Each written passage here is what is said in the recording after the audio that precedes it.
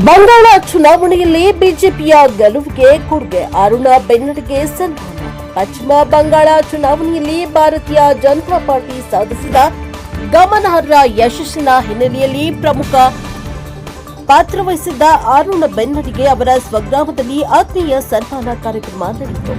ಮೂಡಿಗೆರೆ ತಾಲೂಕಿನ ಕೊಟ್ಟಿಗೆಹಾರ ಸಮೀಪದ ಬೆನ್ನಡಿ ಗ್ರಾಮದಲ್ಲಿರುವ ಅವರ ನಿವಾಸಕ್ಕೆ ಬಿಜೆಪಿ ಕಾರ್ಯಕರ್ತರು ಭೇಟಿ ನೀಡಿ ಅರುಣ್ ಅವರನ್ನ ಗೌರವಿಸಿದರು.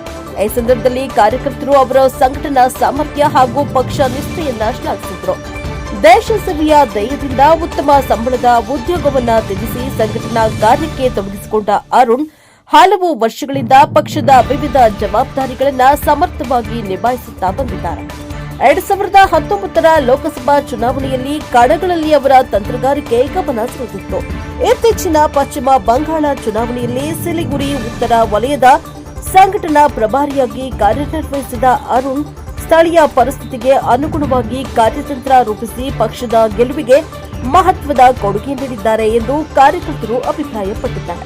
ಕಾರ್ಯಕ್ರಮದಲ್ಲಿ ಮಾತನಾಡಿದ ಮುಖಂಡರು, ಕರ್ನಾಟಕದ ಯುವಕರು ದೇಶದ ವಿವಿಧ ಭಾಗಗಳಲ್ಲಿ ಸಂಘಟನಾ ಶಕ್ತಿಯನ್ನ ತೋರಿಸ್ತಾ ಇರುವುದು ಹೆಮ್ಮೆಯ ಸಂಗತಿ. ಅರುಣ್ ಅವರಂತಹ ಕಾರ್ಯಕರ್ತರು ಪಕ್ಷದ ಬಲ ಎಂದು ಹೇಳಿದರು. ಈ ಸಂದರ್ಭದಲ್ಲಿ ಅನೇಕ ಬಿಜೆಪಿ ಕಾರ್ಯಕರ್ತರು ಹಾಗೂ ಸ್ಥಳೀಯರು ಉಪಸ್ಥಿತರಿದ್ದರು.